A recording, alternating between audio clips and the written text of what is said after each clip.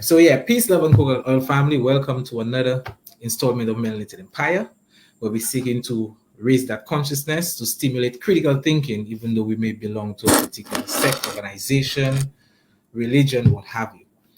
And as I'm sure the family will see by the title, shit, it's hot in here, man. I'm starting to sweat already, and the heat ain't even on yet.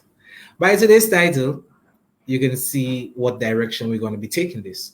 Should rastas be following the teachings of Jesus Christ or Haile Selassie? Some will say Selassie never actually left any teaching specifically for rastas, apart from perhaps two quotes, when he visited Jamaica, really. And since even in some renditions they are even classified as Christians, it would be seemingly that they should lean towards the individual or the starring, like they would say back in the day, of the Bible, which would be Jesus Christ. So, getting there, family, bear with me just a second. With no further ado, firstly, I'll bring on Iscern as I always do. Okay, give him a second. I'll give him a little moment. I see what's attending to something there. You ready to come in, King? Even though everything was open, Rasta. Love it. So you want me to move you again and you come back in, or? Yeah, move me in forward again. Okay, true. I can't actually hear you when you are off air, so you might just have to give me a signal. Okay. All right, true. Yes. Yeah, family, I'm just trying to make sure that this is. If for some reason.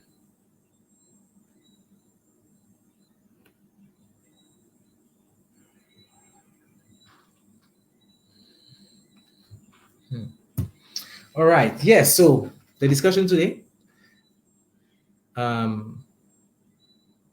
Which teaching should the rastas follow? Now, personally, family, this is their own organization. So, I mean, it really what I could advise, and then they would still probably not even heed. It's just speculation, even among brethren, and discussions, which may seek to even open the eyes of individuals who are perhaps asking these questions internally. See a private chat there. Peace, King.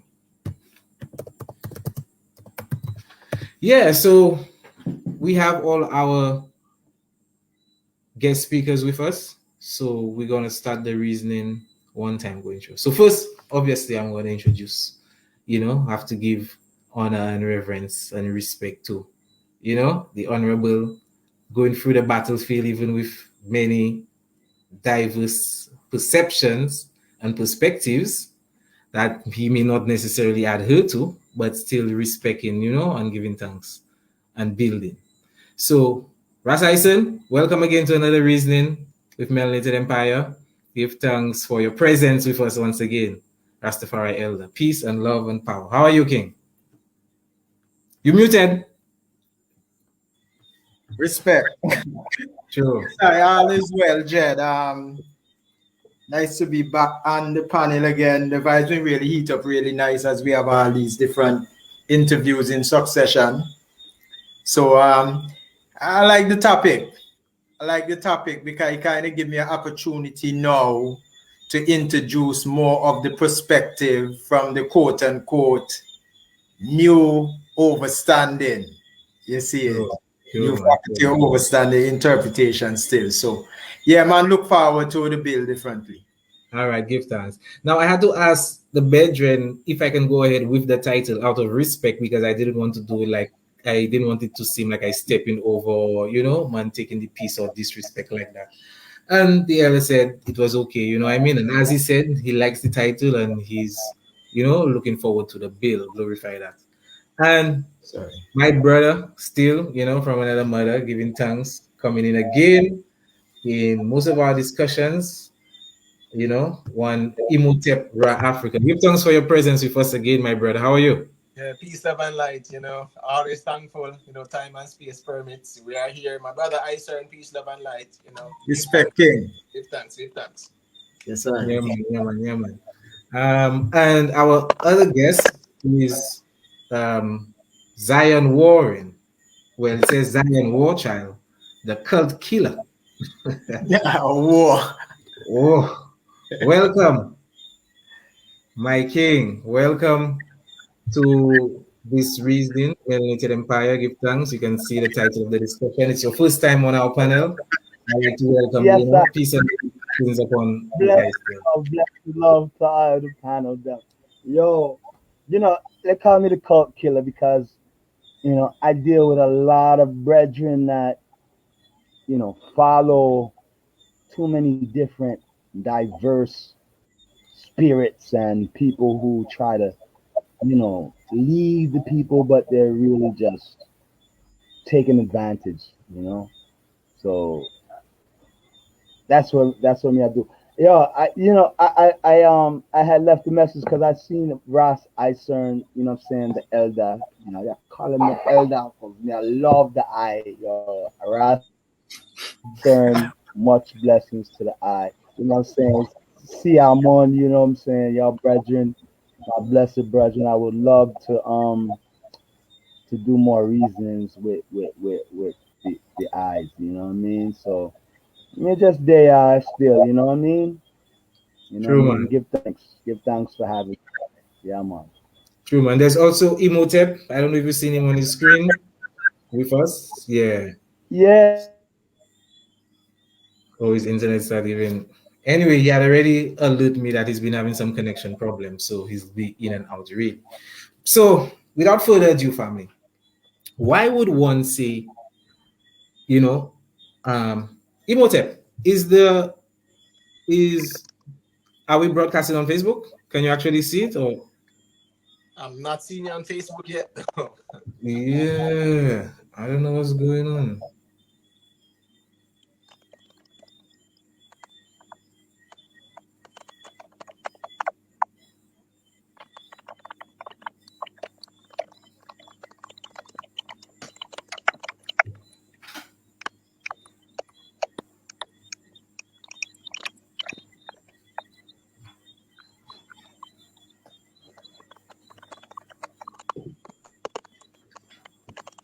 I don't know for some reason when I blew this StreamYard,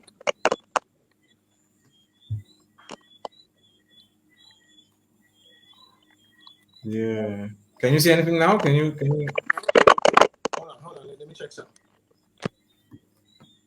someone's mic is sounding a kind of way still.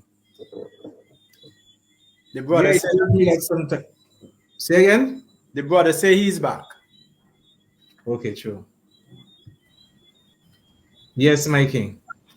yeah. Much blessings to Imhotep.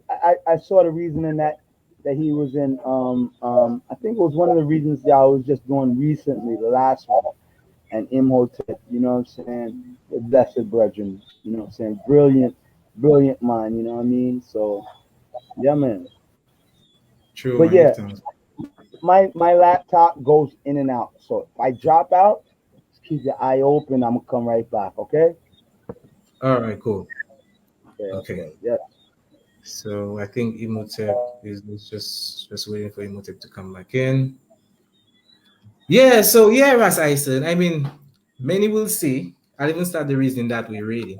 As one can see from the title, what are the teachings that Rasta should really be following? Is it the teachings of Jesus Christ? Since many perceive the Rastas, and even some of them perceive themselves as Christians, um, on a different path, like black Christians, so to speak. Or should they follow the teachings of Haile Selassie? But then one would deem to ask, well, if it's the teachings of Haile Selassie, what teachings did Selassie specifically leave for the Rastas? We're not talking about his general speeches, but speaking specifically to that group or that sect. And the interview with Bill McNeil can, be a typical example when he asked the emperor, there are many, Your Majesty, that see you as the Christ return. Many people around the world that see you as the Christ return. What would you have to say? And he said, well, I've spoken with many people, including the Rastafarians. So now we get kind of specific. And then he goes on to say, and he has said that, he's merely a man and he's mortal and he will be replaced by the upcoming generation. And they shouldn't make the mistake in, thinking that man emanated from a deity. So that alone would actually lead certain ones to think that rastas, Selassie actually classified rastas in the bracket with Christians. On a religious, spiritual note, Selassie himself was a vehement Orthodox Christian. History shows that he actually sent for the Ethiopian Orthodox Church to a branch to be established in Jamaica. So all that again now would point to the teachings of Jesus Christ, which Selassie again in speeches have made mention of.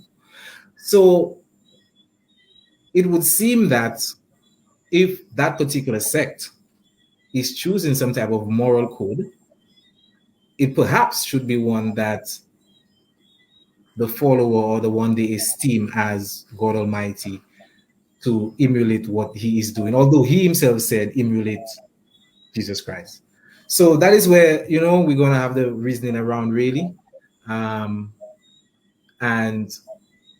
we'll see where it goes from there. So I open it up with a little spice. I don't know if Iscern want to come in and give his, smiling on there already, and give his little input. Was that beautiful, Iscern? Beautiful? Yeah. Love the way you pave it out. Bring out these sentiments that we can adjust them. True, man. So, first thing that I'll say now to your whole interpretation as you apply words. For one, when we say God, we are usually speaking about the prime mover, right? I mean, that's common. Anywhere you go on earth and you say God, everybody, okay, you're referring to this entity that creates everything, the universe and all things, right? So if this guy is interviewing His Majesty with the understanding that when somebody say you are God, they're referring to this entity, and he denies it, how is that in any way negative? Or how does that affect how Rasta sees him as a symbol of the divine within our context? You see the answer. It's a rhetorical question. You were just reading. Okay, true. Yeah, because what I tell you, His Majesty answer within the context of the overstanding that people carry whenever they say somebody is God. All right. Can I just interject and just ask a question? How would you know in what direction His Majesty is answering the question? Since because the mind... if you're spiritually aware and you're dealing with any other person that's spiritual, you ever, let's say, reason with some brethren of yours that is enlightened, and he might say something that sounds kind of outrageous, right? That sounds kind of outrageous, at least to the average mind. But you're listening to brethren and you know exactly where he's coming from. Yes. Yeah. Well, this is what I may say. When you have awareness, if a person's supposed to be spiritual, and I hear him, that person, whether male or female, utter something that fall out of the principal way of thinking, because there's a principal way that the spiritual mind see things, understand things. If I hear a man that say that he's spiritually aware, making certain statement that can be interpreted this way or that way, as a spiritually aware person, I can tell you, no, he meant it in this way. I can manfully do that. Yes, but at times, right, that conclusion may not necessarily be correct. How because so? Because it's up to the individual to tell you which direction he actually took the reasoning. No, but if you know, as I say, if you know where the person is coming from, okay, let's say you recognize him to be a person who has awareness like you. You see, I don't know about much people, right? But in my experience, what I found is that there is a certain way of thinking, right, that is consistent with a person that is aware, whether they be Rasta or whether they be of any other religious sect. Once they reach that point of growth within themselves, where they have spiritual awareness, you will find that they can reason with people of any kind, and they seem to be an unspoken language like. They're using English, but they are understanding one another in ways that the average man who is listening to the conversation will not walk away with the same understanding. It's true. All right?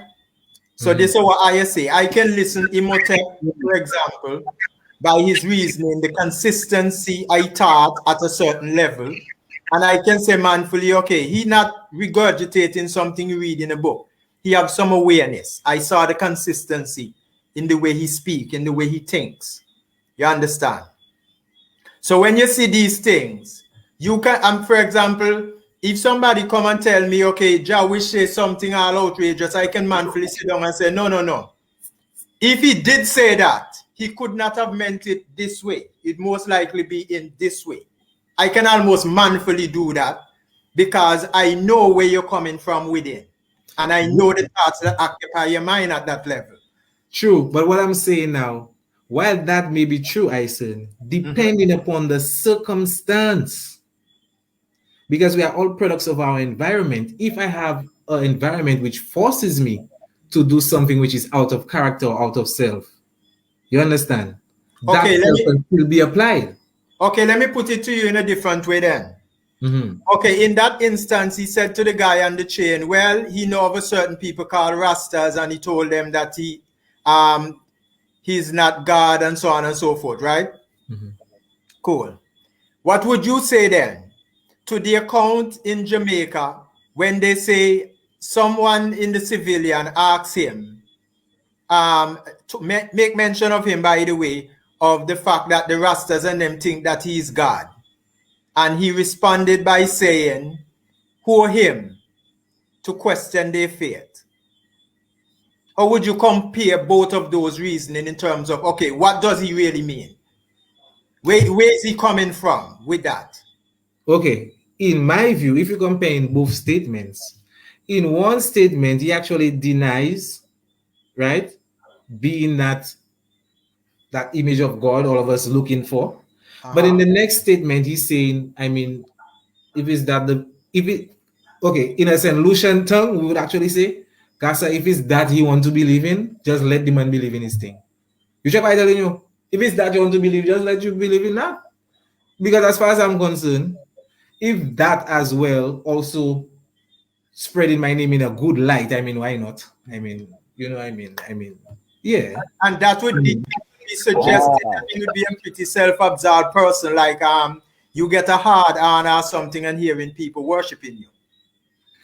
Not really because again, I don't know. I'm saying that kind of sarcastically, actually, you know, because what I'm saying, you by that assumption, you are presuming that the king will be that kind of gullible person and say, well, if they want to call me God, well, you okay? Yeah, because when it comes to faith, I said, see, when it comes to something like faith, they have some, you cannot tell people nothing, you know. Bro, and it matter that you can't like, for example, they have people that believe in this Allah and Muhammad and Krishna and Shiva, and you cannot tell them no, because it's abstract. So like anything can be applied, really. You understand? So these people, when they have their faith, I cannot come and tell the people that, you know what I mean? In our circumstance, it's kind of different because I see the Rastafari movement as a stepping stone away from Christianity when we were brought over here for the transatlantic slave trade. So what it is about Christianity would you want to separate from? What is it about Christianity that I would want to what? To step away from. What is it exactly that is wrong with this Christianity that we're trying to separate ourselves from? I don't want to get it from you, right? The reason for that is because personally, there are things about Christianity that I find to be positive. Like? Eh? Like, can you give a few examples? I'm not necessarily talking about the Christianity. To me, just like you have different primary school that you go to and you sit your exam, your CXC to go to college. Christianity is like a school that you can go to and you can learn spirituality through it.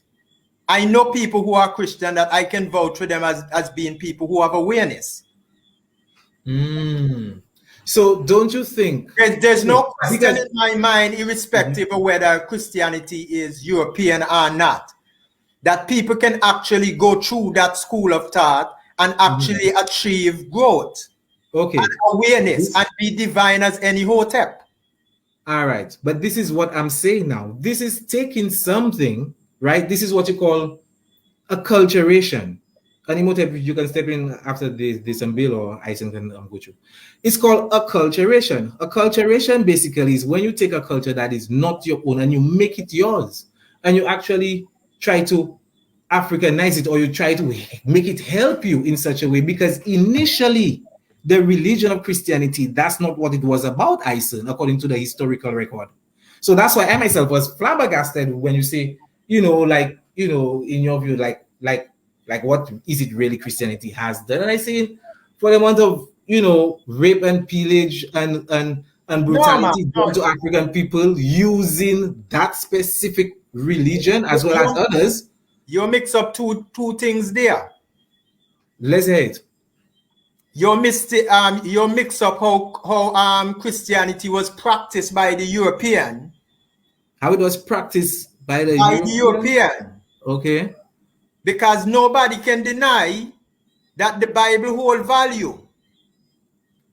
In and of itself, it does hold value.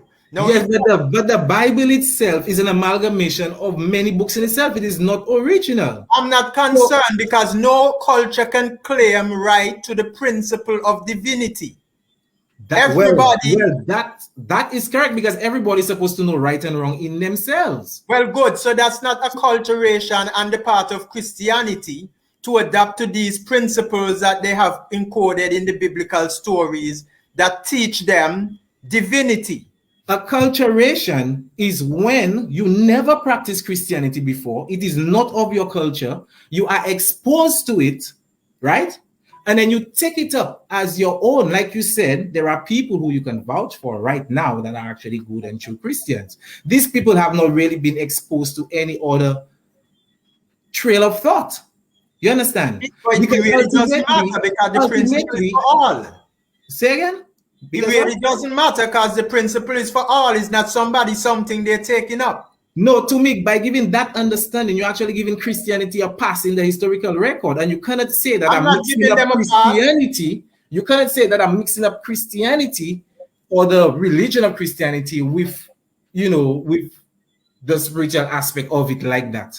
Because to deny the historicity of Christianity, basically to me is to deny the whole religion and the whole oppression that it was used for Black people. So when you say Christianity practiced by the Europeans, right now you are living with critical thinking to say that, well, like it was Black people that started Christianity. So yeah. I don't subscribe to Black people starting on Christianity.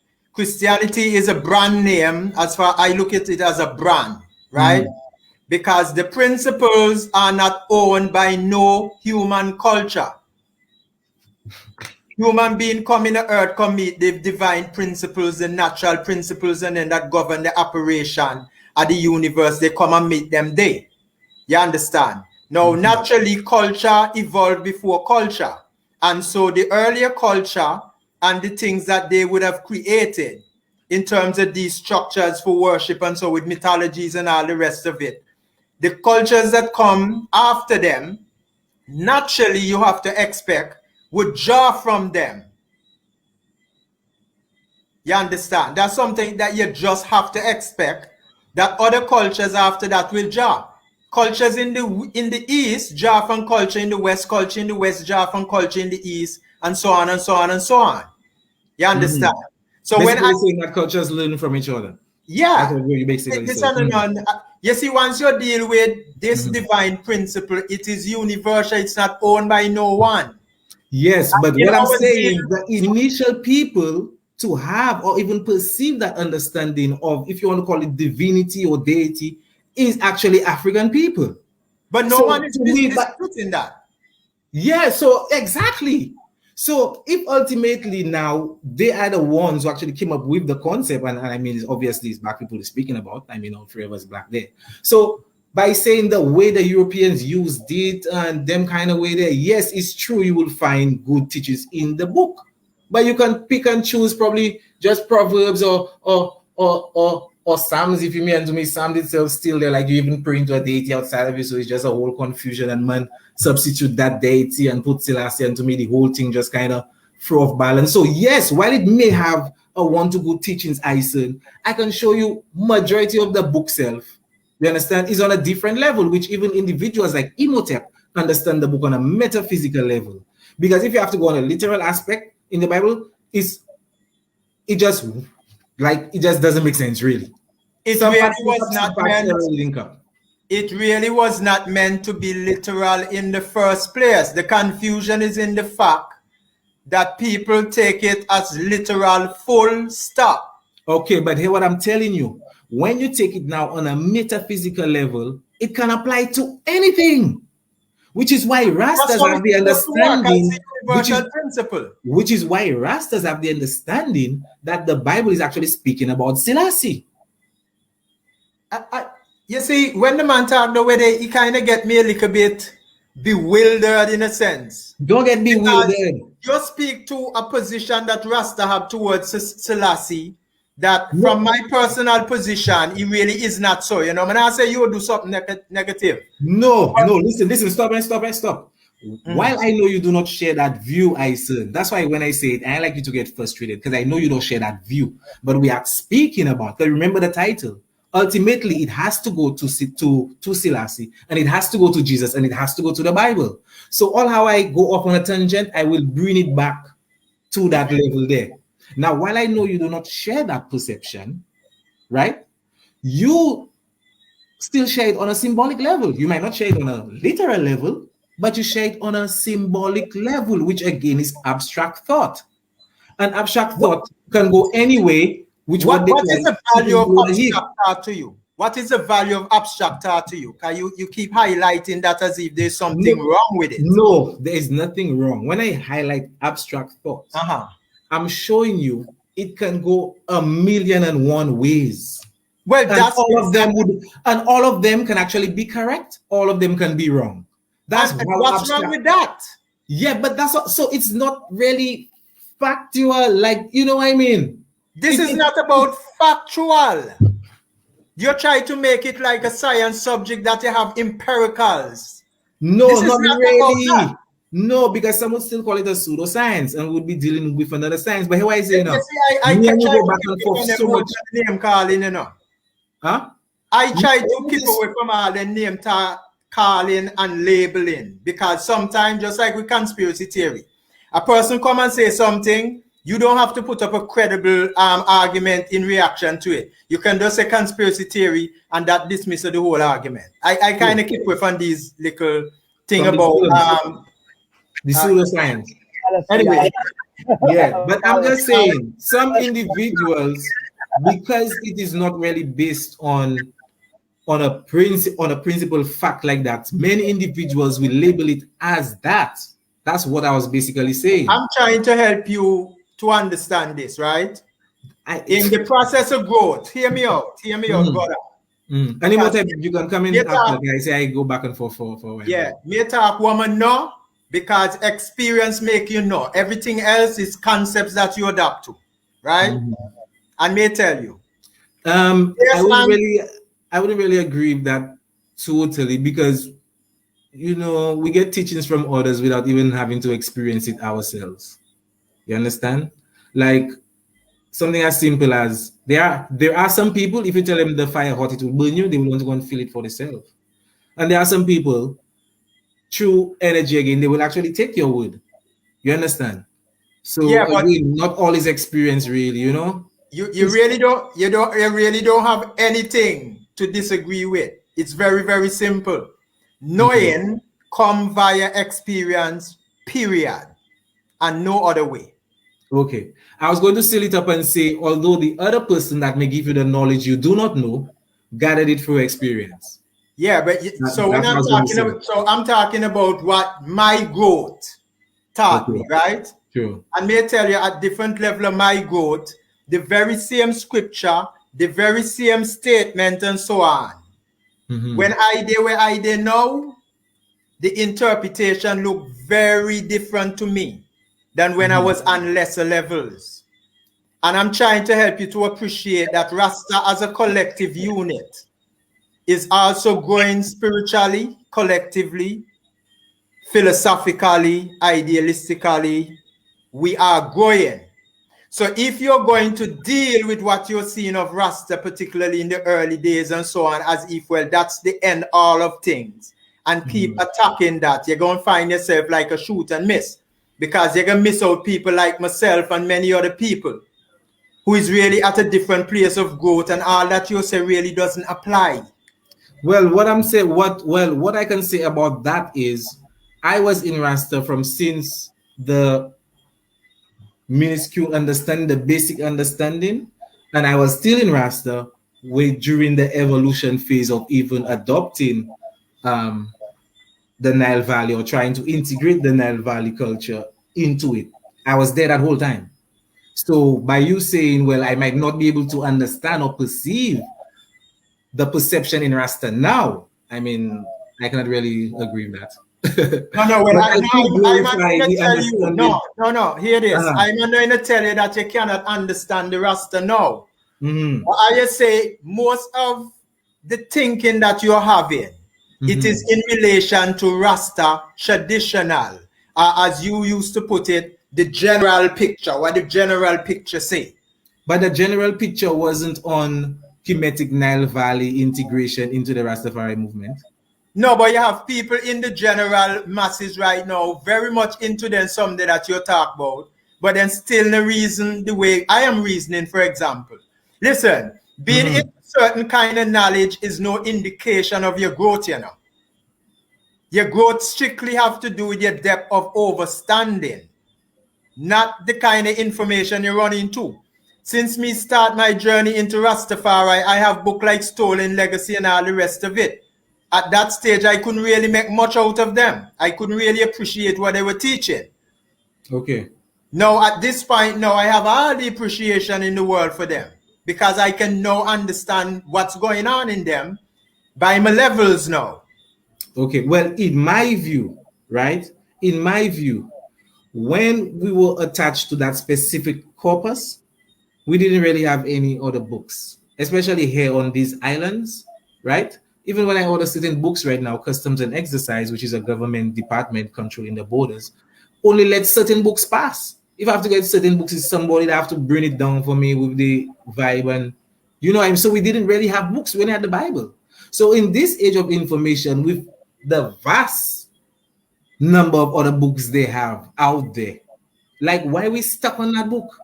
Instead of putting it aside and be like, okay, Stop you know what? making the book a problem. Just now. Instead of saying, you know what, you help me to a level spiritually on a spiritual Yeah. level, let me put you down and then pick Yeah. another book or check some actual African culture. Imhotep, Zion, you're saying Yeah, something? there was many books. There was the Grand Pibby. There was many books that we were dealing with. In fact, during the early stages of the Rastafarian movement, literacy was so important. See, Rasta wasn't built off of just religious idealisms and biblical ideals. It was built off of the study of politics and some of the social conditions of the time, and people had to read. So they were dealing with books. There's books that we probably will never even know what all of the books they were reading at that time. You remember the Grand Pibby? You ever studied the Yeah, Grand man, they Pibby? had the Grand PB, the Royal Parchment Scroll of Black Supremacy. You know what I Yeah. mean? The Promise So, Key. so it's not about what book we were studying. It's about the fact that we was reading and interpreting. It's interpretation. like brother Iscern, he's showing you a broad perspective of how our perceptives were changing even throughout the early stages of the Rastafarian movement. But this is opening the door for us to continue to think and be critical thinkers and have our own oppositional ideologies. So if we get back to the Christianity perspective, I would like to go back into that, but I'm gonna yield to Ras Iscern in Imhotep because these Imhotep hasn't even chopped it up yet. So I really want to hear everyone's perspectives before I really start doing my thing. Go ahead. Okay. Good vibe. Yeah, Imhotep, I say I've been going on with Ison for the longest while still. But Zion, to just still up before Imhotep comes in, what I want to say is, right, Yeah. though there were these different books, okay, like the Promise Key, the Royal Parchment Scroll, even the Promise Key had aspects of the Royal Parchment Scroll that were edited. Okay. Now, despite they had all these books, presently, they cannot let go of that specific book. And all because what? It have a 1-2 sugar in there, a little 1-2, marshmallows and things, like they can't let it go. You understand? Especially taking it on a external level, like looking for some literal aspect, though one might label it as symbolic. But if you must use the book, why not take it on a level like Imhotep would have the book on? And I just bring it that way. Disrespectful. And I just bring it that way for Imhotep to go through. I said, no, Iscern. Disrespectful by saying you try and make it look symbolic. Iscern. But get the meditation. Iscern. It's a play with words, Iscern. You have to get the vibe. I don't know disrespect. Let Imhotep go through, man. Humble yourself. You see? a little sting. Yeah, Imhotep, go through. Run things. We warm up. True, man. We're not hearing you, Imhotep. I'm not hearing you, Imhotep.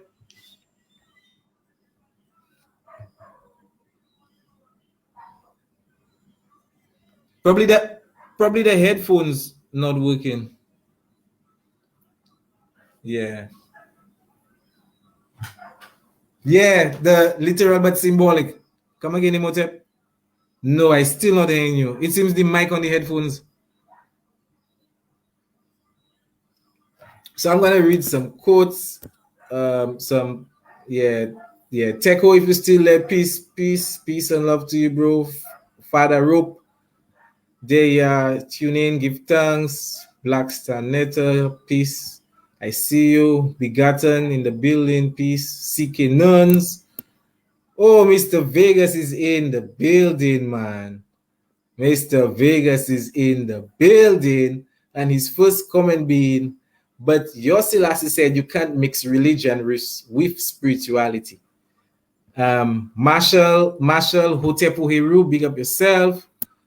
Black Stanetta, Wesuhiru Ma'at from St. Lucia, peace and love to you, bro. Queen Rosalind, you just came in to get some love and blessing. Peace to you. Thanks for tuning in. Melanated Empire. Imhotep, go through. No.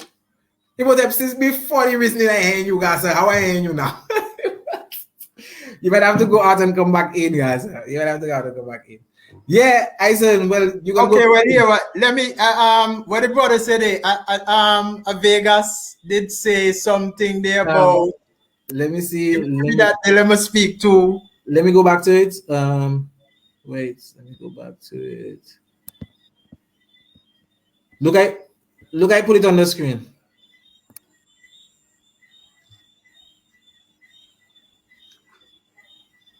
Okay, let me explain for you now. Firebomb that. I don't believe that's an actual statement from No. That's what statement I said. The speech. Hold on. Let me address it. Is that the speech I said? Is that the statement I said? I know where he's drawing that from. Okay. He's not being word for word there, but I know where he's drawing it from. So Let he's me not see being here. verbatim. He's just paraphrasing. Paraphrasing. There's Okay. a speech where His Majesty Uh, talk about. just now, give me a second. I want Imhotep to come in. Let me see if his mic working and thing. See, Imhotep, okay. go. Are you hearing me now? Yes. Oh Clear? yes. Go on, Dada. All right, give thanks. All right, so let me just say a couple of things, right? Let me just say a couple of things, and in the context of the discussion, the philosophers will say knowledge comes, but wisdom lingers. We are in the Aquarian age, as they would say, or what they'll say, the information age. There is no doubt about it that there is so many information that's available to all of us. However, everything that's out there, I have said this before and I'm going to say it again, it's all information, it's not knowledge.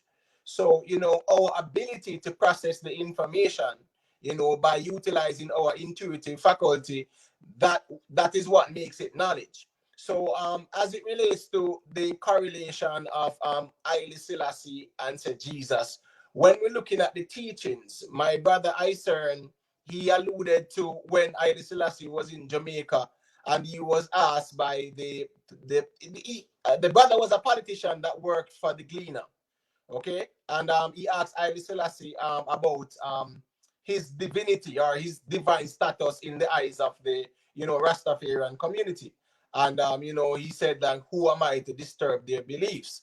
Let's look at it from a historical perspective as well. We have to look at history.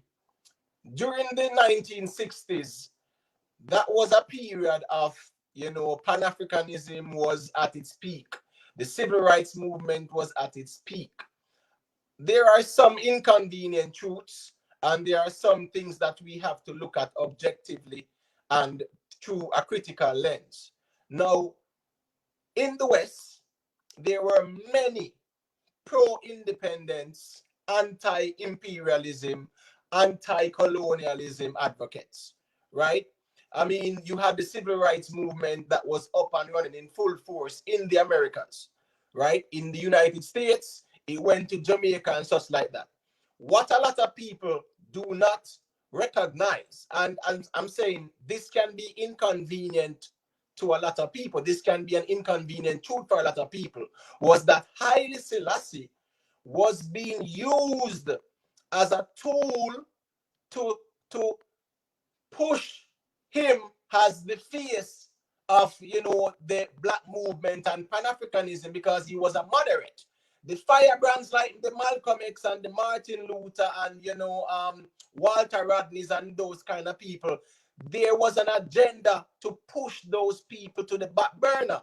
Kwame Nkrumah pushed them away because they were too radical. So Haile Selassie I came on a visit to Trinidad, to Jamaica, to the United States, to say push an agenda where black people who were pretty much riled up and had that zeal of post-colonialism where they are free. Haile Selassie was being pushed to be the face of what black people must look up to. So when he was asked that question, he could not have said, no, I am not, because at the end of the day, Rastas would have felt disappointed, right? And at the same time, they had to see him as someone who they can look up to, and whatever he says, they will adhere to, because Rastas were firebrand. Rastas were anti-colonial, anti-imperial, like down with this, down with that. So Haile Selassie had to be that person who was being used. He was being used somewhat, and people will disagree and people will get emotional, right? And it's important for us to put aside the rational mind for the intuitive mind. Haile Selassie was being used by Western powers to suppress the Pan-Africanist revolutionary movement in the West. So when he came to Jamaica, right, he could not deny what the Rastas saw in him, because Rastas would have been disappointed. So when he came and he said, who am I to disrupt their beliefs? It was more of him being very diplomatic and politically correct. Because had he said, no, I am not, right? There could have been a significant drift away from Haile Selassie. So I just want to say that. But going to where we are talking about the teachings of Haile Selassie and the teachings of Jesus, right? Let's look at both characters, because to be told, in the black community, those two characters, have engendered or epitomized the cult of personality, right? We have the Christians, who look at Jesus and he's Lord and Savior. And we have Rastas who look at Haile Selassie as Lord and Savior. I'm not saying it across the board because you have very diverse groups of Rastas. But I'm saying for the Rastas who see Haile Selassie as being, Christ in his kingly character and God in the flesh and all of that. You get what I'm saying? Yes. I am speaking in the context of those people, right? Now, when you look at Jesus, we know that Jesus, is a mythical character. When we look at the etymological meaning of the word, the Hebrew name is Jeheshua or Yeheshua. You get what I'm saying? So we knew for a fact that it's a Greek name. Jesus is a Greek name. It's a Greek derivative from the Hebrew Yeheshua or Jeheshua, which means the Savior, right? So pretty much when we're talking about Jesus, we are not talking about a historical figure. However, it's important for us to not get caught up in the messenger and focus on the message, right? That Now, would be the cult worship again of character of person. that's right. The cult of personality is what has taken away from the essence of the teachings. And that's a fact. Because you will have people in this world who are considered woke, and then will say, yeah, man, them are burn out Jesus, right? But what are you burning out? You're burning out a what? A name, right? What about the teachings? Now, if we look at the teachings of, say, Yeshua or Jeheshua, let's put aside the image, because images shape our reality. These people know that, and that's why they give us a certain image. The Roman Catholic Church, from Constantine with Serapis Christus and stuff like that, they gave us an image. And then now they spoon-fed us a certain narrative. Now, when we look at Haile Selassie said that what? He prays to or he worships Jesus, right? Mm-hmm. Yeah, he says that. So then again, now, when we look at the teachings of Haile Selassie and the teachings of Yeshua or Jesus, what are the teachings of Haile Selassie? Apart from, most Rastas will say what? His biography, right? Some will actually tell you a lot of his speeches, they will take a lot of his speeches as teachings. Yes, but guess what happened? Yes, What a lot of Rastas might not know, or some might choose to ignore, is that most of Haile Selassie's speeches, he did not write them.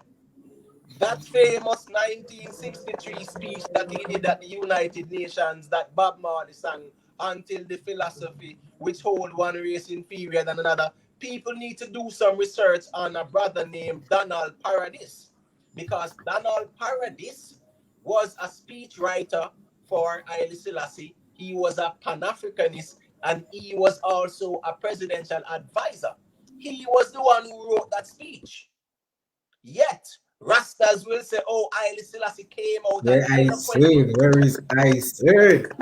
okay? Rastas will come out yeah, and say, man. Haile Selassie eloquently said that, and they deify that speech. Yet they do not give the credit to Donald Paradis.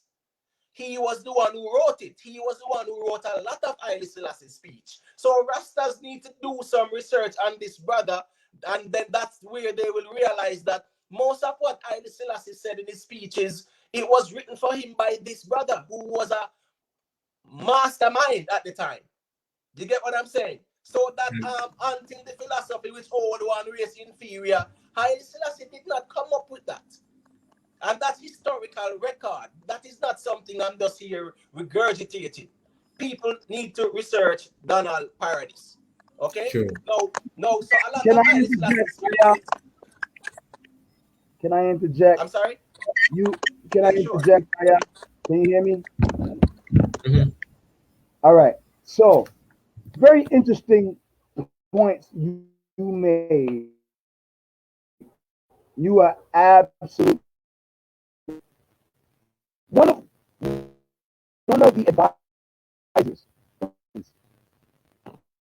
was Zion, the you're breaking advisor up. from the League of Nations. Okay. Can you hear me now?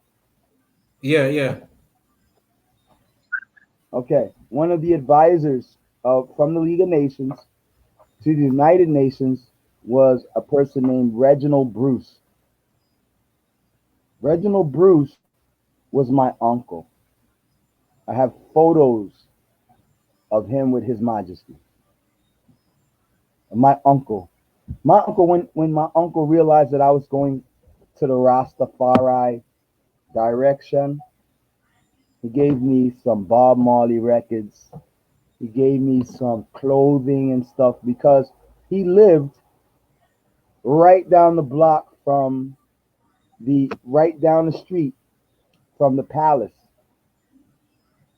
Okay, and His Majesty had given him clothes and stuff and all kinds of Ethiopian garbs, and I received those upon my uncle Reginald Bruce's death, passing. You know, Okay. so I can show you pictures of my uncle Reginald Bruce, and he was the advisor to His Majesty. So, what I really wanted to focus on, one, is when we get into the discussion of the Christian aspects of how Rasta view His Majesty, we really got to go all the way back to the biblical accounts of Genesis and the first God kings. Understand, it's not just the king, but the divine kings that first ruled the planet. The first king they called Nimrod, right? He was a Cushite. We want to get into the biblical aspects of why we view majesty even on the same level as we would view Yeshua HaMashiach. We have to understand that Yeshua HaMashiach is a seed of David, and according to the scripture, it says that the scepter would not depart from Israel until Shiloh comes. Shiloh is represented in the flesh. Another scripture says that that Christ would return according to the flesh. Everybody thinks that Okay, Jesus okay, will come okay, out okay. on some cloud. Let me interject, Zion. I was about to interject. I was basically going to ask him what does Shiloh mean? Because to say now Shiloh come in the flesh,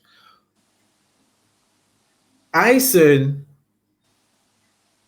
and the present perception of Rastafari is going away from that literal aspect understanding, but then Zion is now bringing it back that way, you know. But I don't really want to say too much. I wanted Iscern to build on what Imhotep was saying still.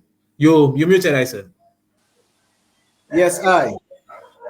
Honestly, sometime when Imhotep get the time for present, I really would like if he can maybe focus on a point at a point. Because sometimes he will raise so many stuff in one go that they cannot be effectively responded to. You understand? And then they go hanging as though, they don't have any particular response to that one. You understand? Yeah. Look, Zion come back in. I'll give Zion a chance to So fill I up can't to hear. seal up what he I was got saying, and then I'll let Ison go through. I have a bad connection, man. So pardon me if I fall back out. Son, silent. So So when we get to the scriptures and stuff, and which is what a lot of our because I'm a Naya Bingi, I'm a Bingi man. You know what I mean? I have 12 tribes. I've dealt with Bobo Shanti, so, I'm a Bobo man too.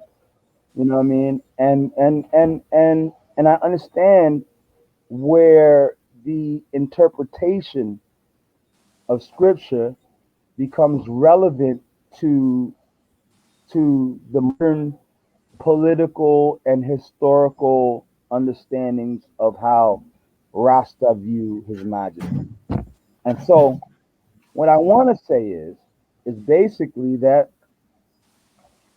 we can symbolic. Yeah. Yeah. Yeah. Iscern, yeah, is you that to go through and then the bedroom I say I'll give him a chance still. Yeah, I go. Yeah. Let me tell the Yes, bedroom. I. Yeah. You can go through. Okay. Much. No. First, let me start from this point that was made about this religion and spiritual. I think Vegas is the one that comment that His Majesty say you don't mix religion with spirituality or something like that, right? I believe I know the speech that I get that from, where a comparison of sorts was made between what religion is and what spirituality is. Believe this would be the speech where you say, well, Africans are in bondage today because they adhere to religion that were given to them by the invaders. You understand? And then he makes certain statement about the fact that religion was created for assist man in their spiritual growth, but it has become divisive and oppressive and all the rest of it. You see? So there would be the part that he would make reference to them as being two separate things. My way of reasoning this thing is like, just look for religion as like you going to school, let's say medical school. All right? Give me a And second, Iscern. Um, I'm trying to get the. I'm trying to get the. I'm trying to get the speech up. Can you guys see that? with speech. Huh? Can you see that on the screen? No, you can't see anything. Yeah, this is the part highlighted in black. Yeah, black with His Majesty Okay, text. read. We must stop confusing religion and spirituality. Right, Religion is a set of rules, regulations, and rituals created by humans which was supposed to help people spiritually. Due right. to human imperfection, religion has become corrupt, political, divisive, and a tool for power struggle. Spirituality is not theology or ideology. It is simply a way of life, pure and original, as given by the Most High. Spirituality is a network linking us to the Most High, the universe, and each other. Yeah? Yeah. Cool. Well, let me go through my reasoning because I can speak exactly to how the two work. And Okay. this is something that anybody can verify because this is practically what play out in the earth, right? In a matter of speaking, religion as he play part in spiritual growth. It's like when you go to school, let's say you go to med school, and then after you finish graduate, then you go out there and you start practice medicine. You understand? Religion is like the school you go to. You start exposed to certain thoughts, all these things start shape your mind. I'll let you Imhotep Bill and give me just a couple minutes. All right, please. Yes, go ahead, brother Iscern. Yeah. Okay, so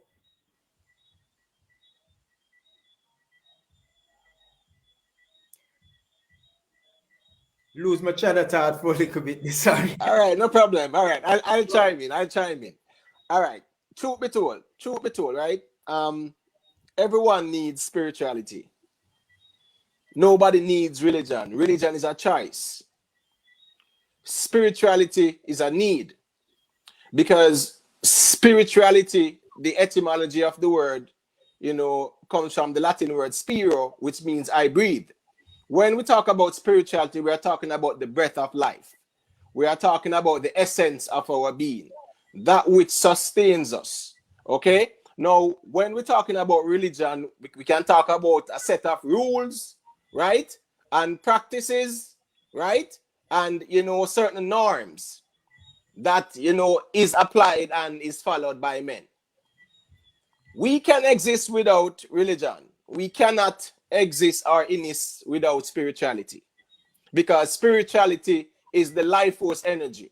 That's the reason why there is spiritual growth. You will never hear the term religious growth. It's always about spiritual growth. It's how we utilize the life force energy in our growth and development. So, truth be told, right, when it comes on to religion, we don't need religion. Nobody needs religion. Okay. Even if we go back to the etymological meaning of the word, which is Latin religare, which means to yoke or to bind, right? The purpose of religion back then, what they call religion, right?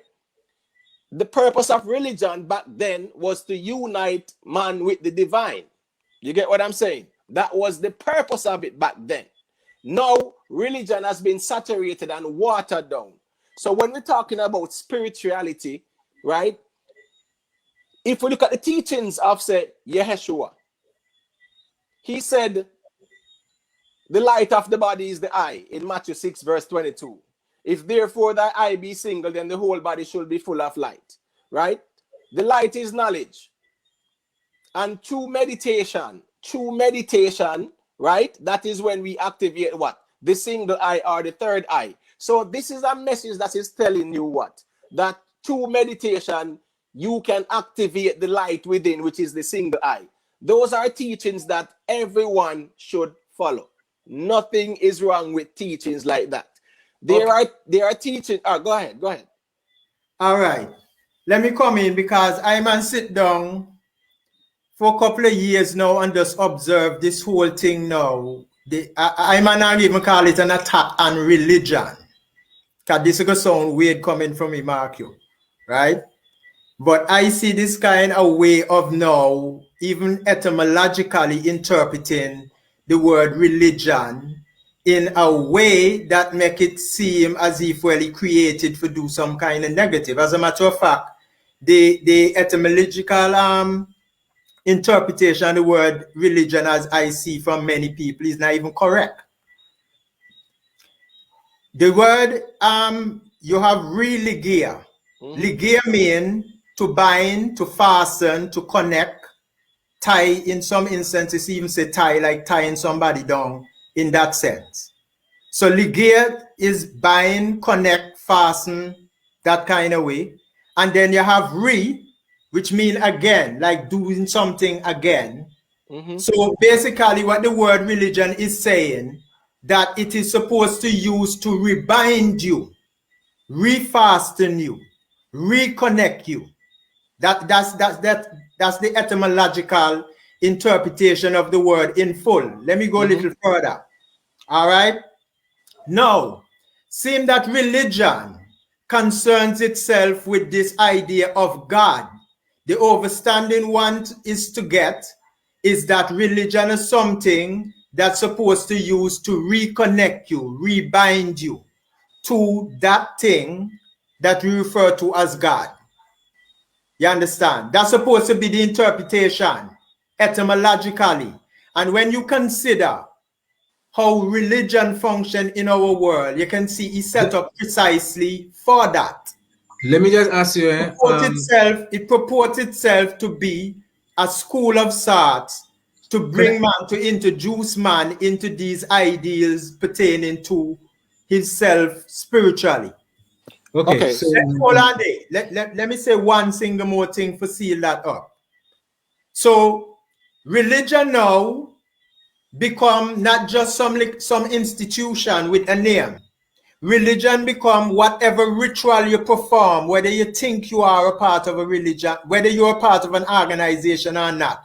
Whatever ritual that you perform to bring you closer to this God, this oneness, this universal, all the name that we call it, is your religious exercise. It may not mean that you are a part of a denomination, but the exercise that you're doing, which is one to bring you closer to that stuff, says that you're practicing religion by the correct etymological interpretation of the word. All right. So I just want to say this, my brother Iscern. You can exist or exist without religion. You cannot exist or exist without spirituality. No. I'm not querying that. I'm just saying. That's why I'm trying to show you that when you say rituals, the channel has to be through spirituality. Even when we talk about religion, the channel has to be through spirituality, because spirituality is what? The breath of life. It's the essence of life. It is what sustains us, right? So we use spirituality to practice religion, and that's a fact. That's the reason why we do not need religion, because everything we do is spiritual. We are absorbing the Holy Spirit, which is the breath of life. That's why I'm saying we don't need religion. Okay, hold on. I beg to differ, and I'll tell you why. You see, you are speaking perhaps right now as a person who is aware, right? And remember, stay within the broad definition that I'm giving you of religion. Religion is anything that you do as some kind of exercise to bring you closer to this energy, this spirituality, this God, this universal, the all, that stuff. Whatever you do as an exercise to bring you closer to that is a religious exercise. Again, that's separate from you being a part of a denomination. Because a denomination now is like an instituted body carrying a particular brand that way. And I'm saying that every single person that is into any kind of spiritual life has some kind of ritual that they're performing. And that is your religion. All right. So my question is now, can you practice religion without spirituality? No. I'm not disputing those things. I'm just asking. That's why I'm saying, if spirituality is the gateway to all of these religious practices, right? Why do we need religion? Let me tell you. I'm not talking about the institutionalized religion, because we have seen all the chaos and the destruction that they use to justify the enslavement of people and things like that. So I'm not talking about institutionalized religion. I'm just saying, right? If spirituality is the conduit to all religious practices, why do we need to go through that conduit when we have the conduit within ourselves? You're putting forward a chicken and egg kind of scenario there. No, but I'm just saying it's the reality, because without spirituality, we cannot exist. No, I'm not disputing it. We need spirituality, but we don't need religion, because religion, based on definition, is going by a set of rules and practices. You get what I'm saying? We are talking about the etymology of the word religar, which means to unite, or the union of man with the divine. I get what you're saying there, but I'm just saying. Hold on. Let's take some steps here. Let we go. We can get it straight here now. In your history as a person, have you ever been to church and go through that kind of regimen? What kind of regimen? You mean read the Bible and sing? Yeah, involved in church life at that level. Yes, of course. All right, respect. Yes, of course. But No. Yes. We come in with the clarity. Now, the point that I'm making here now, you see those times when you're involved in that church thing before you have the awareness you have now? Those were your time of needing religion. No, I beat them again. I was whipped to go to church. Most of us were forced to go to church. Hear me tell you that. Under the broad definition of religion, right? And even okay, let me use it my experience. As I tell you, I travel in my overstanding from a position of being what you call bald head, that have a certain general way of thinking. Metaphysics show you that Babylon is an aggregation of thoughts. And all the thoughts... Hold on. No, Babylon is the confusing state of mind. Okay? Yes. The children of Israel, in terms of metaphysics, are the aggregation of spiritual ideas in individual consciousness. So Right. when it speaks about Babylon, it speaks about the confusing state of mind. So Babylon in essence means confusion or in a confusing state. That's why they call it mystery Babylon in the book of Revelation. So I just want to clarify that. Hold on, let me get the symbolism then. You just said a while ago that the children of Israel symbolizes an aggregation of thoughts in individual consciousness. All right, good. Well, in the symbology, the opposite of the children of Israel is displaced Babylon. At least me speak in a Rasta term here. Right? Because what we would call Babylon would be like the ego or the lower self or the lower mind, because the confusion starts from the lower mind or the lower self. Out of ignorance comes confusion. So we now I would not correlate the children of Israel. Hold on. The Babylon concept. Hold on, not unless you try to evade the law of correspondence. Hold on. What I'm saying to you, in the symbolism of things, there is the opposite of Israel in consciousness. At least within the context of the Rastafari vernacular. That would be Babylon. So a Babylon and Zion are Israel, because Israel symbolize Zion in a matter of speaking. This is the symbolism at work here. So if the children of Israel is an aggregation of thoughts, then you have to have the opposite on the other side. So I'm saying that Babylon also is an aggregation of thoughts in consciousness. I'm not suggesting that what you were saying of Babylon in terms of confusion and our ego and all that does not apply. It also applies. Yeah, but it's applicable to a confused state of mind. That's what Babylon means. Yeah, but people in a Babylon are run around confused. There is just people in a Babylon are run around confused. Yeah, but the thing about the Babylon, Brother Iscern, sorry to interrupt you. The thing about this Babylon thing that Rastafari has created, right? If you look at the concept of Babylon, right? In the concept of it being a confusing state of mind, in the Rastafarian movement, it is considered as a suppressive regime against Rastas, because Rastas have been suppressed from time immemorial, from Leonard Powell days come all the way up to this day. So when Rastas say Babylon, Rastas were not referring to a confusing state of mind, so to speak. Rastas were referring to a literal physical system that suppresses them. And you know, we have the artist that sings about that. It was more of suppression. Suppression, that's what they call Babylon, which was a misrepresentation of the facts. So no, you hold on. Because anything that have a physical form have a spiritual counterpart, right? The internal counterpart, right? Correct? Can we have a Babylon? Can we have a Babylon spoken of in the way that Rasta speak about Babylon, and there not being an internal counterpart?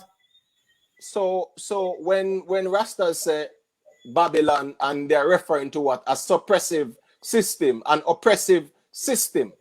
They are referring to a system that oppresses Rastas, and we can all agree on that.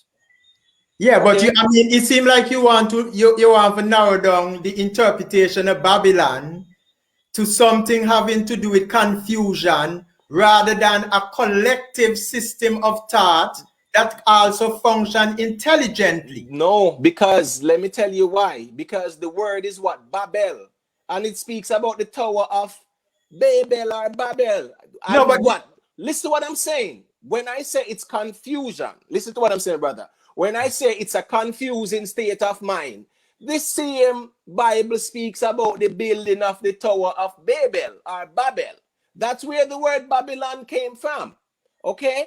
And what you realize, the story says what? The allegorical story says what? The people were confused and they started speaking different tongues. I just say that to validate my point that Babylon means nothing more or nothing less than a confusing state of mind or confusion.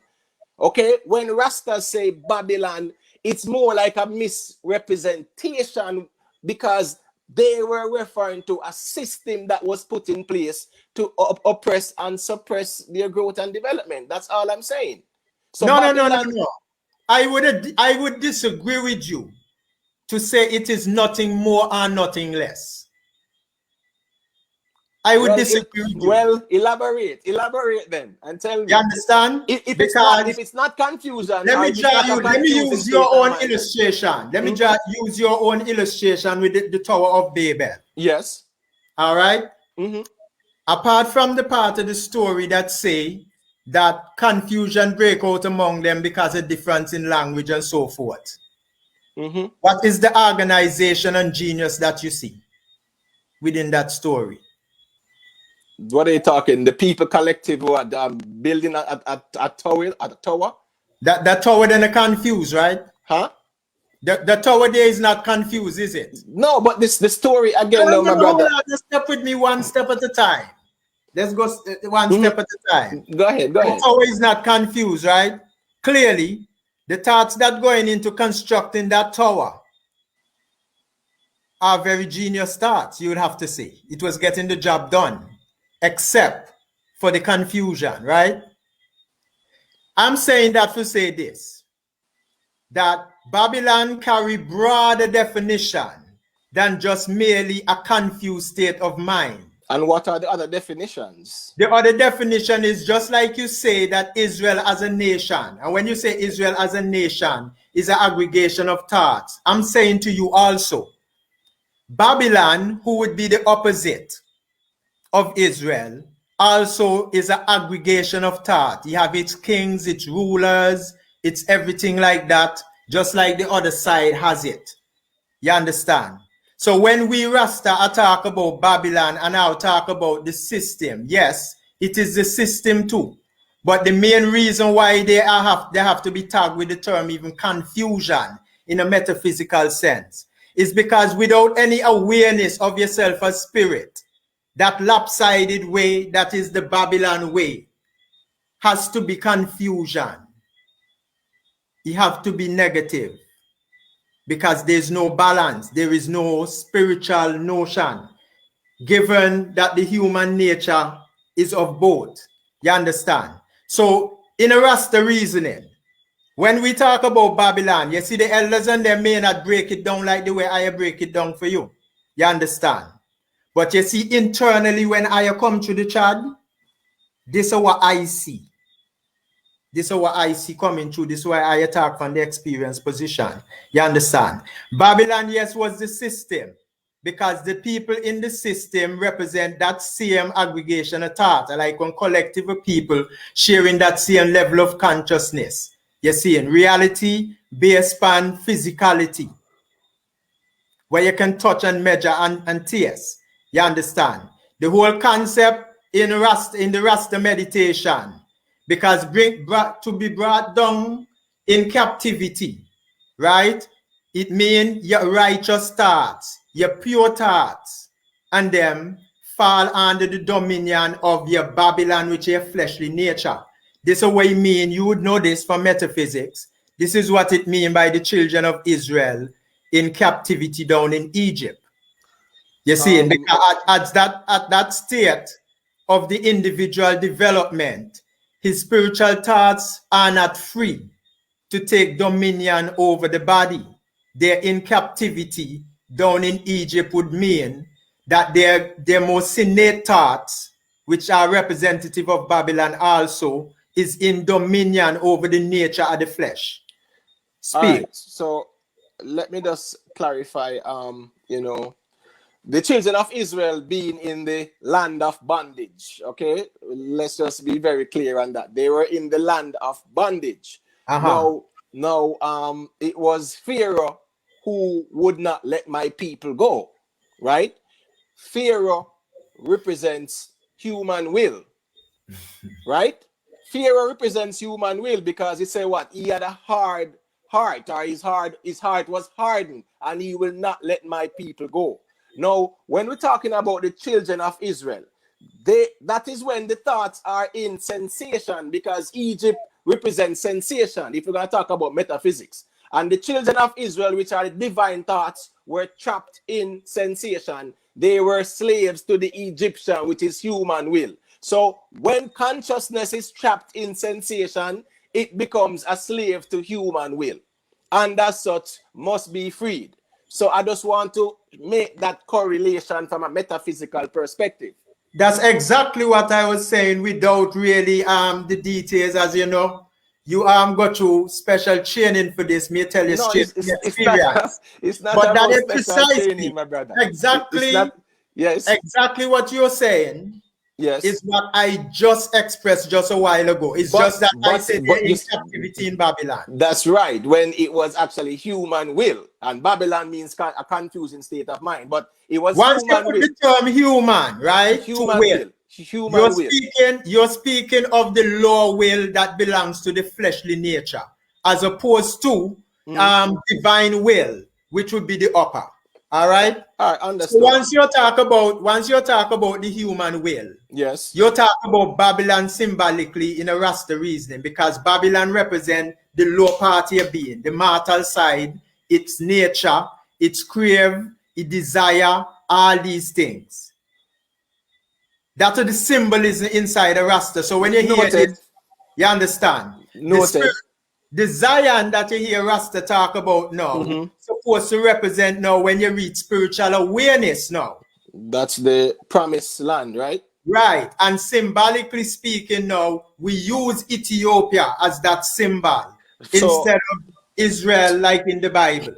Okay, so if Zion is the promised land, and the promised land is a perfected state of consciousness, right? How does that correlate to Ethiopia now? Because Zion simply means the promised land, which is a higher state in consciousness, or a perfected state in consciousness, infinite consciousness, cosmic equilibrium. That's what Zion represents. No, I'm just saying, if Zion represents cosmic equilibrium or a higher state in consciousness, because the children of Israel were taken from the land of bondage, sensation, into the promised land, which is Zion, aka infinite consciousness. So I'm just saying, if Zion represents infinite consciousness, how can that be correlated to a place that was recently created, even 325 AD? There was no Ethiopia. It was Abyssinia, it was Aksum, etc., etc. Simple. It is symbolism. Yeah, but at the end of the day, when it's a symbolism now, you're gonna use it to mass over everything, right? No, and I'm just saying, yes. They are using it to mass over everything. the physical place. Okay, look at the children of Israel in the Bible. They come out of captivity, right?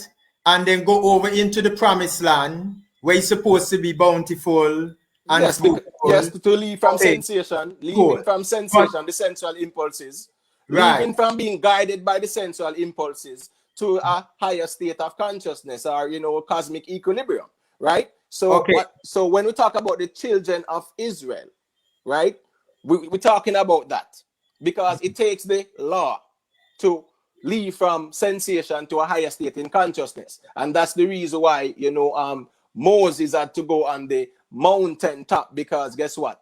The law is manifested in a higher state in consciousness, which is called a mountain top. Yeah. Why you think Junior Reid sing Natty Dreadlocks in the mountain top? Why you think in the earlier time of Rastafari, they seem to gravitate? See him spontaneously. In a lot of cases, these Rastas weren't even one that to deal with Bible. But they seem to just gravitate to the same mountaintop thing like the name Moses and them Mandy.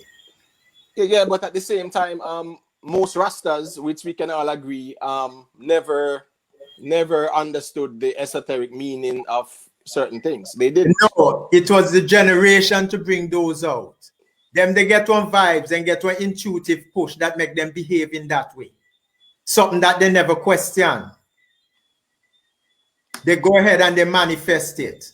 They might, we can sit down here in the future and we can look at them and we can call them ignorant and this and that because now we know so much and we can break it down all over the place. You understand? But they weren't driven by academic knowledge or any knowledge like what we push now. They were driven by a vibe. There was something moving in the earth. Well, it's called zeal. It's called zeal, you know, and it's emotions, it's energy in motion. So we all have that zeal, you know, we all have that zeal. So I agree with you, but yes. I find it's a simplistic way to put it though. Because I mean, you have to acknowledge social movement in the earth. And you have to also acknowledge the fact that ideologies and philosophies and different things like this move people together to take certain positions socially and so forth, right? Through the zeal faculty. Through the zeal faculty. Well, because, yes, I appreciate faculty. Respect. I appreciate that. Because as you don't know, you know, even with Leonard P. Howell and people like that, it was their zeal. Bob Marley had the zeal to express, you know, Rastafari in his music. The Ethiopian named Teddy Afro, you know, he had the zeal to express, you know, Selassie in his music. So, you know, everything is zeal. Everything is zeal, you know. Because zeal is energy in motion. So, you know, every movement needs the zeal. If there's no zeal, that's where you have stagnation and cool. So you are not saying necessarily by saying it is zeal that zeal is a bad thing. No, your zeal must be measured. One must be calculated in their zeal. That's why the scripture says, "For the zeal of thy father's house has eaten me up." John, the waterman, lost his head to Herod because of his zeal. Because out of his zeal came the passion and he spoke out, allegorically speaking. So what the story is saying is that our zeal must be measured. We cannot allow our zeal to get away from us. And we have seen it in many instances where people, you know, who are zealous, you know, they express themselves to a point where, you know, they have allowed their zeal to get the better of them. So one must be measured in their zeal. But we all need zeal because zeal is our motivator. Zeal is the one that says, go forward, go and do it, because we use our imaginative faculties, right? And we create social construct, we organize. Same way like rastas, right? Yeah, we organize, we centralize, but the zeal is what really move us forward. Zeal is the real energy in motion that says, let's get this done, let's accomplish this. However, our zeal must be measured, because all of us can attest to the fact that we have allowed our zeal to get the better of us sometimes. Yeah, well, I definitely can square with that. But one of the things that I observe in life as well, and because I to come up with a personal saying, that you cannot condemn the ignorance of youth to exalt the intelligence of adulthood. Because you go out of that ignorance, you understand? And when I look back on all the different little, how should I call this now? Anomalies about the beginning days of Rastafari, as the man does highlight the fact that the holy people didn't make mention of Selassie I and all these things. To me, when I look at these things, I kind of view those things as kind of making, you know what I mean, one very limited analysis, you understand, of what really going on, because one really know of the notion of the different stages that something like one spiritual movement like Rastafari wouldn't actually evolve through, because just like when you're born as a human being and you're little and you're not a good family, your baby, you're putting them till you're going soft, you can't walk, you can't do this. You're going to go through that. Stages of growth and development. Yeah, you can vomit up on your clothes and make a mess. You can shit in your diaper and all these kind of things as you come through.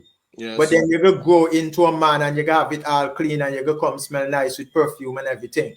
Now, for somebody now to come around and look back on when you used to shit in a diaper and to be telling you about the shit that you see in your diaper when you come forward, to me, that kind of counterproductive. Yeah, that's an ignorant statement, because once we understand the law of being and the evolutionary cycle of life, then we know that it's about stages and phases.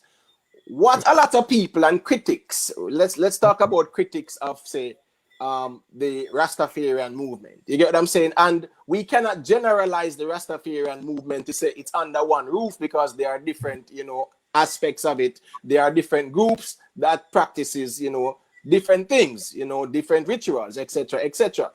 True. There are some aspects of it that is still stagnant. The same philosophy 40, 50 years ago is still the same today, right? There has been no evolutionary growth. So critics will always point out certain things. Now, back to the context of... One question, you're going to continue though. What exactly are you judging that from? What particular mark are you judging that from? In terms of whether they're growing, they're evolving, because you say there's no growth. But what exactly are you saying? I'm saying in some aspects, in certain philosophies, certain traditions, there's no evolution. And you have rastas who... Give one example, just to make it I will tell you. You have rastas who will tell you that King Solomon and King David were real people. You get what I'm saying? And they strongly believe that. You have rastas who strongly believe that Selassie I biologically is from the line of King Solomon and King David. And that was the same concept 50, 60, 70 years ago, right? You have rastas now who are evolving and saying, listen, these were, mythical, allegorical characters, right? But at the same time, we have to recognize the works of Haile Selassie. So I'm just showing you the difference, because you have rastas today who will still hold steadfast to that concept of Haile Selassie being of the line of David and King Solomon. Yeah, as I always tell the man, right? And I can only really speak to my personal experience. For me, that is something that I got take spiritual growth, because you see, once you come to spiritual awareness, that interpretation, they will immediately become conflicting, because it just all of a sudden it no longer be the truth when you get awareness. That what the part teach I used to say His Majesty God literally, you understand, but come to the meditation day. When we reach a point now that I have to confront divine principle, raw, real, dear, that, and look at it. And then we look for the consistency with that carry through even to these ideas. We realize, no, that means that's another way you're supposed to apply. That's another way you're supposed to apply. And then all of a sudden, all the different time that it is said that His Majesty say that He is not God and all of that, it start even make sense to me now.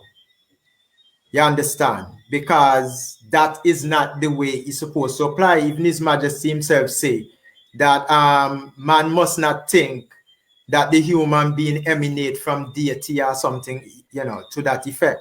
You understand? Now you can better understand that, because I remember also at the beginning level, brethren, certain speech that His Majesty make, and so almost like we just interpret it to our convenience in certain instances. You see?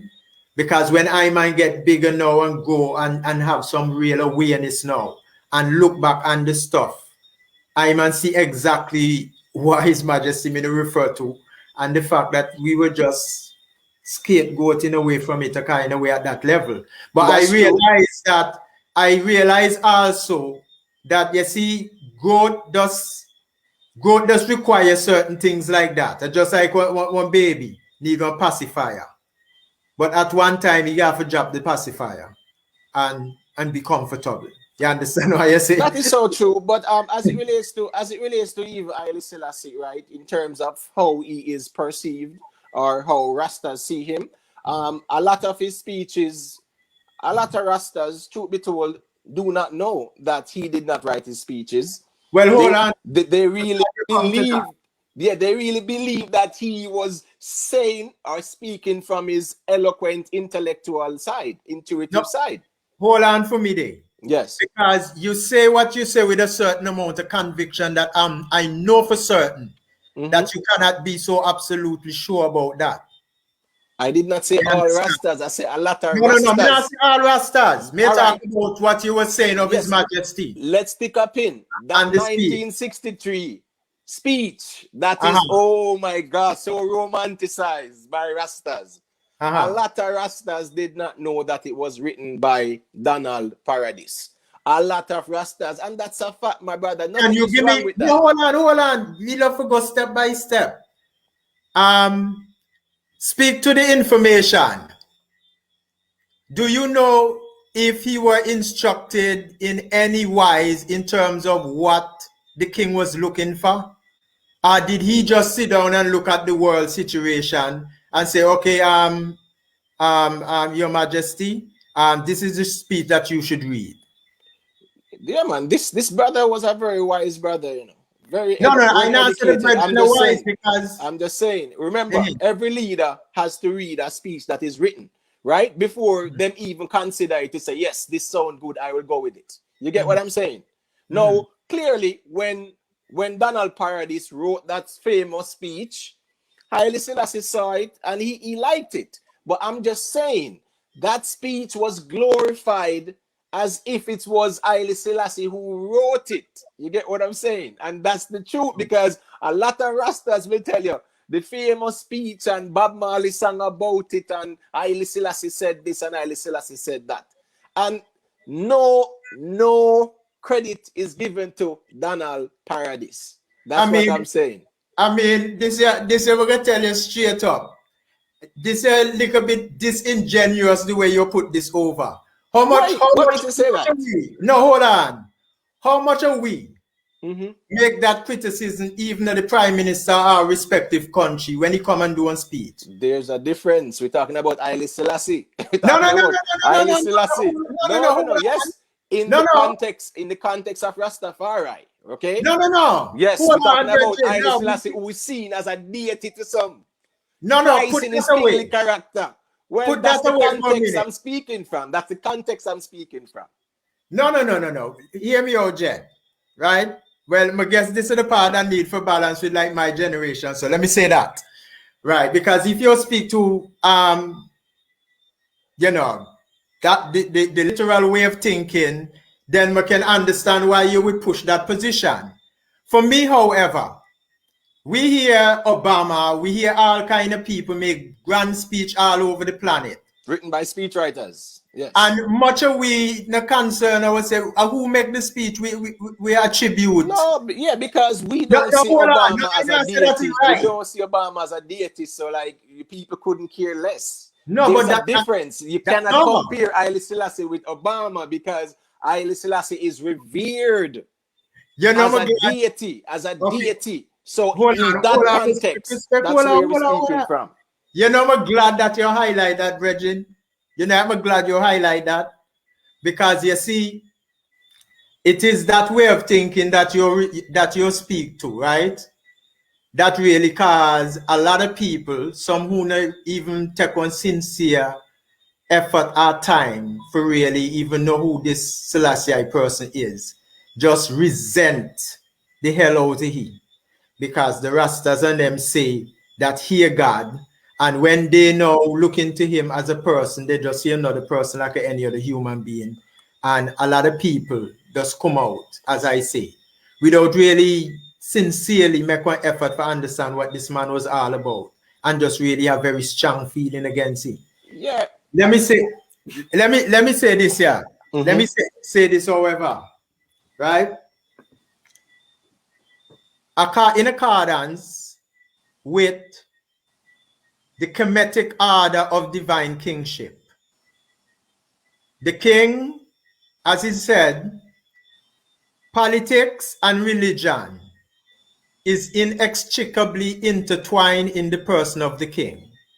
So the king a function in a political capacity, But and also there is a theological concept to the king, as the throne symbolized divinity and so on and so forth. You understand? That is the tradition. You understand? What we are doing with His Majesty without probably even be thinking this thing out, like we get some Kemetic book that tell we about it. What we have seemed to create in His Majesty is that particular concept. In this whole thing here, it means that the mortal side of the king is subjected to everything that is subjected to every other mortal person. This is the sober position of it. You understand? Because the theological concept behind the person have less to do with anything political and more towards a religious order. It's symbolism. You understand? You gotta have people that sit down on the throne also, and I'm not saying this of His Majesty, I'm making no excuse for His Majesty, because quite frankly, I'm in agreement with the conclusion that yourself and others form in respect of His Majesty character. I that, but hold on, my brother Iscern, let me make it clear. Personally, I have no resentment towards Haile Selassie. Haile Selassie has not done me anything wrong or any family member. We as historians, you know, yes, we have to look at both sides of the coins. And due to the cult of personality that's associated with Haile Selassie, most rastas have never done their in-depth research on the from 1930, right? 45 years, so something like that, of his reign. A lot of rastas have not done in-depth research. If we are to go to Ethiopia, there are places in Ethiopia where he is hated by the people. But okay? what does that say? No, I'm just saying, for whatever reason, like the Oromo people, they hate him for whatever reason, right? Mm-hmm. And they have their justifications. A lot of rastas will not accept that. You get what I'm saying? Mm-hmm. A lot of people. When you say accept, what do you mean? Just to be clear, when you say they will not accept it, what do you mean? A lot of rastas will not accept the fact that Haile Selassie was hated by many Ethiopians, millions of Ethiopians. The Rastaman, you can't even imagine them Rastaman. No, I'm just saying. A lot of rastas will bypass the inconvenient truth of the Woyen rebellion when he brought in the British to bomb the people. These are things where even in the teachings, it is not taught. It is not taught. Ones and ones might do them own research and dig deep and learn certain things. But there are a lot of history about Haile Selassie that was never taught. The history of Haile Selassie, you know, and I'm not here to say bash Haile Selassie. I'm just here to talk about history. And sometimes it's a positive side, and sometimes there are inconvenient truths. No, but tell me, this is what I want from you. Mm-hmm.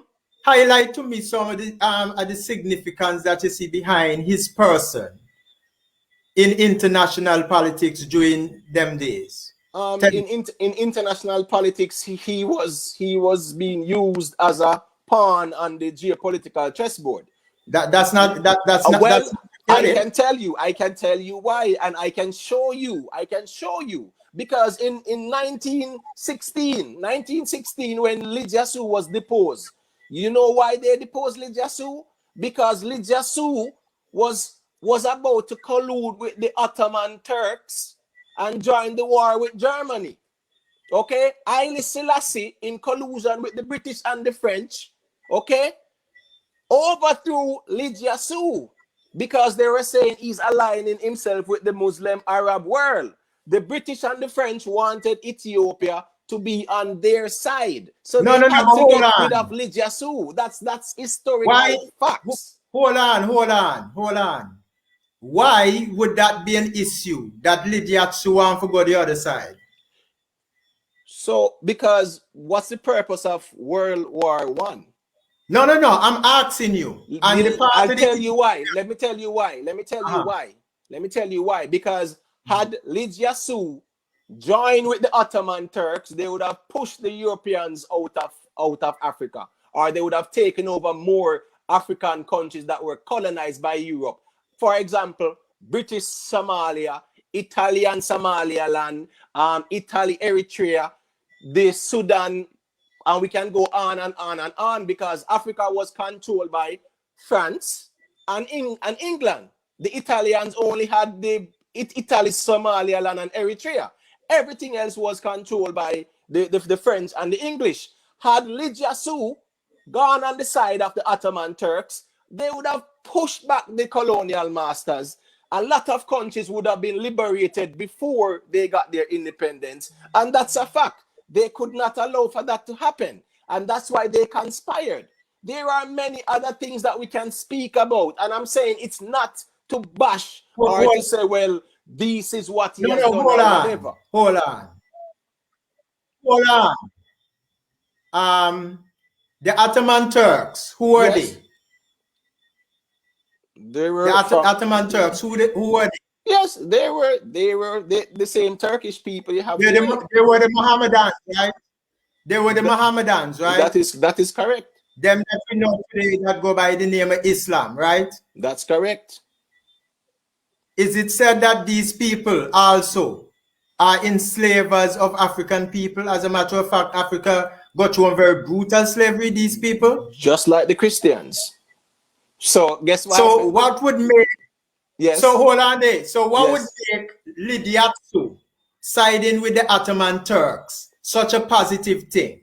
Wouldn't that amount to us being under slavery by the Ottoman Turks more so than liberation, as you're suggesting? And let's go by their track record, because I don't know that the Ottoman Turks have ever gone anyway and overtake that place and just set the people free to just be happy and they go about their business. They take them over like the European did.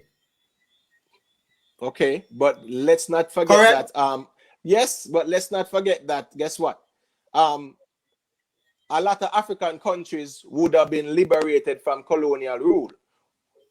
I'm not talking about the Ottomans coming in to take over every African country.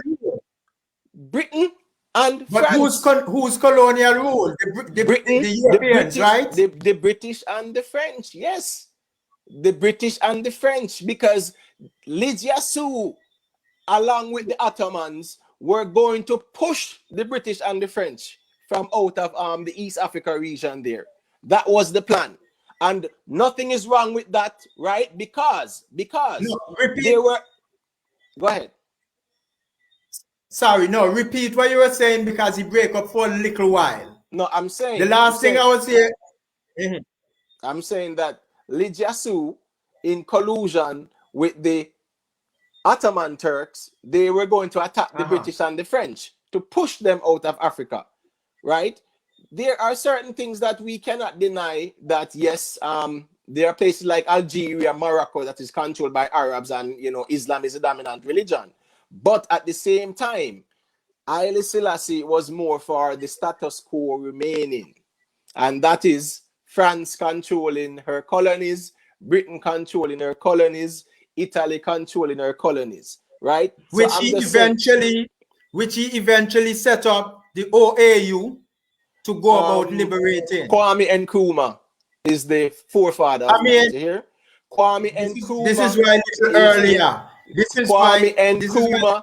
Yes, that's Kwame Nkrumah's Nkrumah's idea. Kwame Nkrumah was the one, and guess what happened to the same brother named Donald Paradis? He was the one who wrote the constitution of the OAS. Kwame Nkrumah was the brainchild of it, along with Donald Paradis. So when Rastas will say, oh, Haile Selassie started the OAS, that is not historical evidence. It's not a fact. He was a member. Why did Kwame Nkrumah, yes, and the rest of the members, yes, make His Majesty the head person? No, hold on. The Europeans preferred Haile Selassie because he was more moderate and he was considered more balanced. So he Kwame tell the Nkrumah, African. So he told the African and them to vote for him to be the head.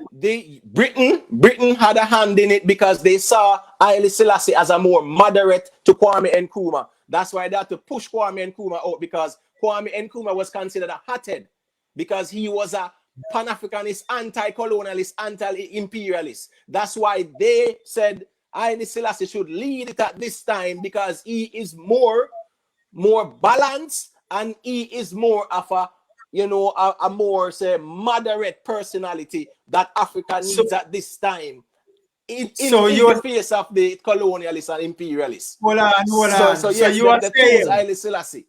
No, hold on, man. So you are saying that England and the European country in them told the African members who gathered to form the body that they should vote for Selassie I for His Majesty to be the head? I am not saying that entirely. What I'm saying is that, right? The British and the French and other European nations gave Haile Selassie their vote of confidence to form the Organization of African Unity, because they wanted to sideline Kwame Nkrumah. There was an agenda to sideline and push out Kwame Nkrumah, because Kwame Nkrumah was more radicalized and he was more of an anti-colonialist, anti-imperialist. So it's not as if to say, boy, the Western powers were like, okay, yes, man, we want Kwame Nkrumah. No, they did not like Kwame Nkrumah because of his rhetoric and his stance. Haile Selassie was more of a moderate who they have worked with before, because remember, all these African states were still owned by the colonial masters, all of them. Let me ask you something. Out of a moderate and a more extreme kind of person, which temperament you prefer? That's relative, and let me explain to you. Haile Selassie being a moderate also meant that he was for the status quo. Okay, he was for the Europeans having the colonies or controlling the wealth of the African countries. Kwame Nkrumah was How do you radical. conclude that, given what they achieved after they formed the body? And different African countries start gaining their independence. Yeah, gaining political independence. All the money was being kept in European banks, in French and British banks. France but now look on them somewhere. We have to look at everything. We have to look at all the factors. I'm not find some of the statements and them kind of disingenuous. We can look at this, brethren. It's an inconvenient truth, my brother. We are reasoning. It's not disingenuous. Yeah, we reason. But me tell you straight up, I find it disingenuous. Kwame Nkrumah was more radicalized, whereas he was anti-imperialist. What he was saying is that they should not control no African resources. Haile Selassie was not against the European status quo of them controlling the resources, even though the countries had political independence. I do not think you're correct about His Majesty position. And you saying that he is moderate, that I can see with. But to suggest by his moderation that he is not in favor of what Nkrumah and them guys in favor of, I do not agree with that. You understand? I do not agree with that. Well, you can respectfully agree to disagree. Well, no problem. I'm just putting it on the table. Yeah, but truth be told, Haile Selassie was not a radical to say, boy, listen. But what about radical that make it so positive? Because at the time, the African continent was controlled by the Europeans. Yes, but could Africa as a continent, right? Would they armor anything for go up against European country?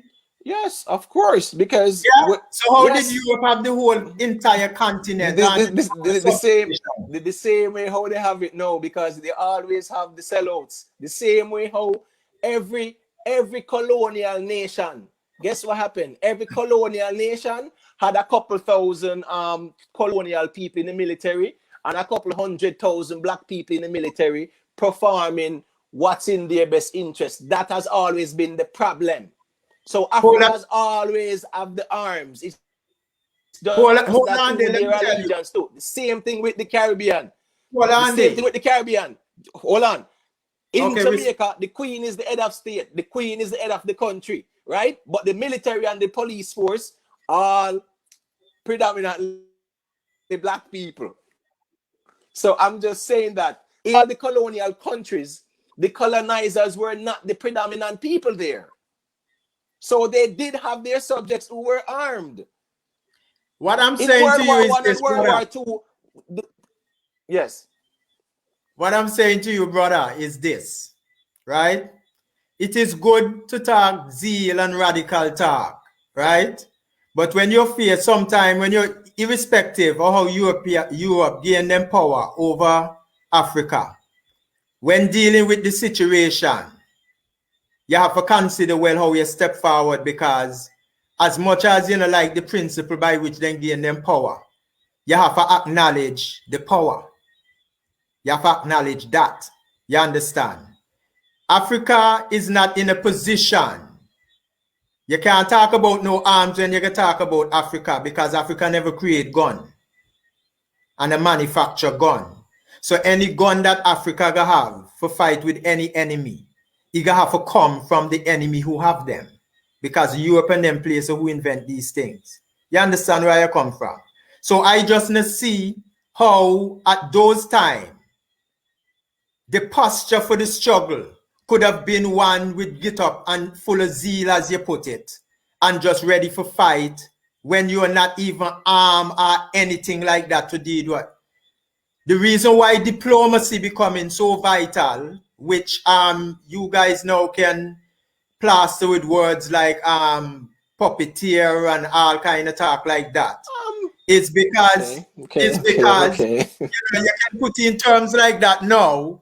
But these things come about because when you deal with an entity that have power in their hand, whether you know, love them and then wicked and then whatever, you have to know how to negotiate your way. Because you can go just like that by their power. Yes. Go ahead. Now, as I say, you can go just totally like that. Agree, but at the end of the day, right, yes. You proceed. There are certain things, Brother Iscern, that we can talk about, and people will say Haile Selassie was a puppet and a sellout. Some people might not like those statements, right? I'm not here to say it verbatim, but I'm saying, for example, right, Haile Selassie signed an agreement with the United States during World War II and the British. The agreement was that the United States would have built a military base in Eritrea. Okay? That agreement was in place. What did Haile Selassie I do? After World War II, and you know, they come to peace terms, and the Italians, the United Nations decided that Eritrea must remain like a mandate, you know, like some form of quasi-independence. There was a United Nations, right, Security Council resolution, and Haile Selassie went ahead